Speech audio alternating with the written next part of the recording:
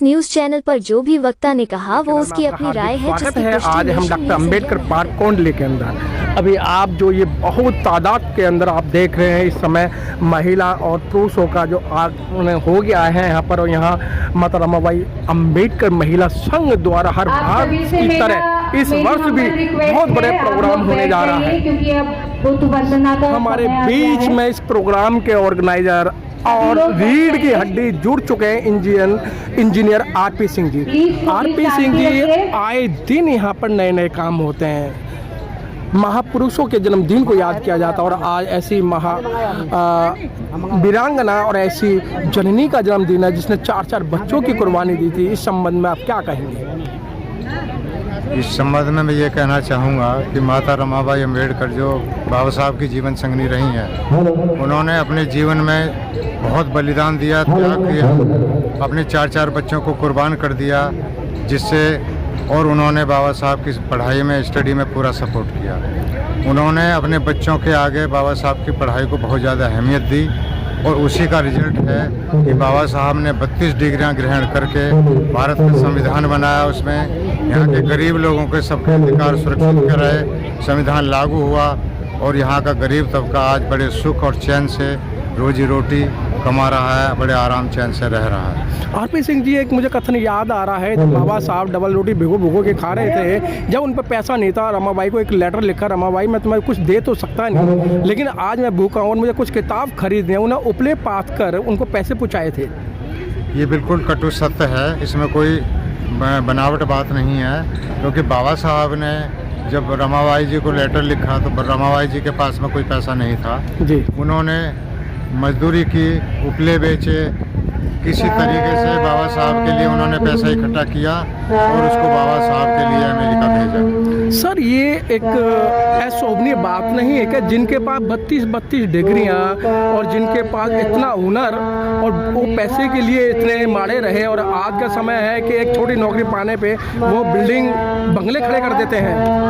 तो जहाँ तक 32 डिग्रियों की बात है, 32 डिग्रियाँ तो बाद की बात नहीं, क्योंकि उससे पहले 32 डिग्रियाँ हासिल करने के लिए जो समय था, उस समय में पैसे की ज़रूरत थी, खाने पीने की भी ज़रूरत थी, तो वो टाइम बड़ा कटु था उनके लिए, बहुत क्रूशियल टाइम रहा।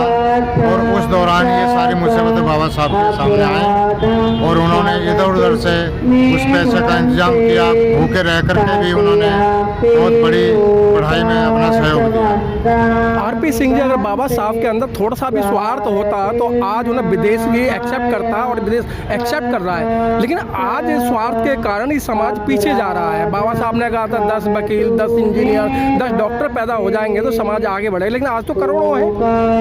ये बड़ा हमारे समाज के लिए दुर्भाग्य की बात है कि बाबा साहब की शिक्षाओं का हम लोग अपने जीवन में उपयोग नहीं कर रहे, हम उन शिक्षाओं को नहीं मान रहे। हम पढ़ लिख कर नौकरी करके सब अपने ऐशो आराम में फंस गए, अपने बीवी बच्चों में फंस गए, हमें समाज की कोई चिंता नहीं है। बाबा साहब ने कहा था कि मेरे समाज के पढ़े लिखे लोगों, जो आपसे कमज़ोर हैं, जो दूर दराज गाँव में रहते हैं, आप उनको हेल्प कीजिए, उनकी सहायता कीजिए, उनके बच्चों को पढ़ाई में हेल्प कीजिए, लेकिन हम उस काम को नहीं कर पा रहे और उसी का रिजल्ट ये है कि आज हमारा समाज काफ़ी पिछड़ रहा है। आरपी सिंह जी, चलते चलते जिस तरीके से बाबा साहब ने कुर्बानी दी, उनकी कुर्बानियों को आप जैसे लोग यहाँ याद कर रहे हैं, लेकिन सर आपको लगता नहीं है कि आज बाबा साहब और गौतम बुद्ध को टोकरे में रख के बेचने का काम कर रहे हैं ये संगठन?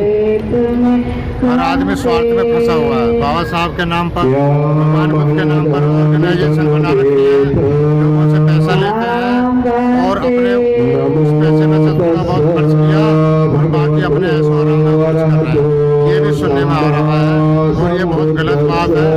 ऐसा पैसा हम लोगों को अपने काम में नहीं, समाज के उद्धार के लिए लगाना चाहिए। बहुत ये है जो एक महिला के संघर्ष और बलिदान के ऊपर बेच, इसलिए आज एक ऐसे ही त्याग और समर्पण की मूर्ति, एक ऐसे विश्वरत्न को दिया जिन्हें दुनिया बाबा साहब भीमराव अंबेडकर के नाम से जानती है। जी हाँ दोस्तों, उस त्याग और समर्पण की मूर्ति का नाम है रमाबाई अंबेडकर, जो बाबा साहब की पत्नी थी। और आज हम उन्हीं रमाबाई अंबेडकर के बारे में कुछ फैक्ट जानेंगे जिनको शायद ही आप जानते हो कि किस तरह एक औरत का रोल एक आदमी के जीवन पर असर करता है। इस फरवरी 1898 में हुआ था।